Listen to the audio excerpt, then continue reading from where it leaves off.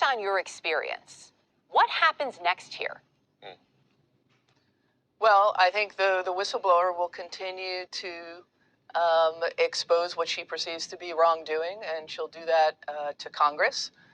She'll do that through the SEC, and will continue, in all likelihood, to continue doing it through the media as well.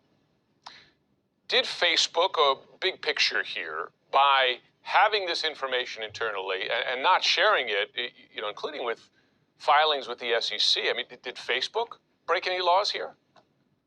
It's possible. That would be the basis of her SEC filing, which is that what Facebook was saying publicly to Congress, to regulators, to the public was false, and it was misleading to investors. And that can be a violation of SEC laws and regulations. And so that is the basis of her SEC filing. We know there are a number of filings to the SEC, as you pointed out, we just talked about. She is set to testify before Congress tomorrow.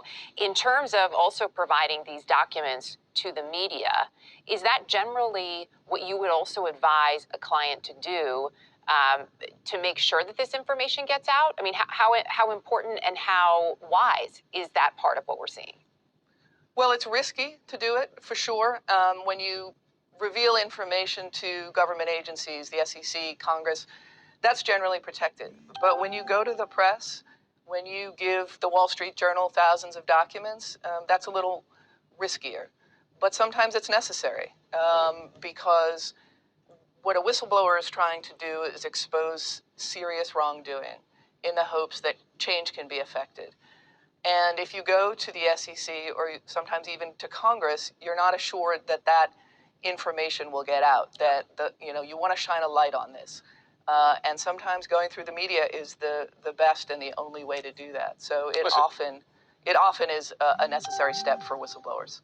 I mean, we saw that in the Trump administration, for instance, concerns that following the internal process could be quashed, right, by partisans, and you saw folks who then went outside that process. My question to you, big picture, is, are whistleblower laws written to sufficiently protect whistleblowers like this from criminal prosecution? Well, depending on where they bring the information. So obviously she's protected in going to the SEC, for example. She may not be protected in going to the Wall Street Journal. Right. And it's entirely conceivable that Facebook will bring some sort of civil action against her, breach of a non-disclosure agreement or misappropriation of trade secrets or something like that. But just because they can doesn't mean they should.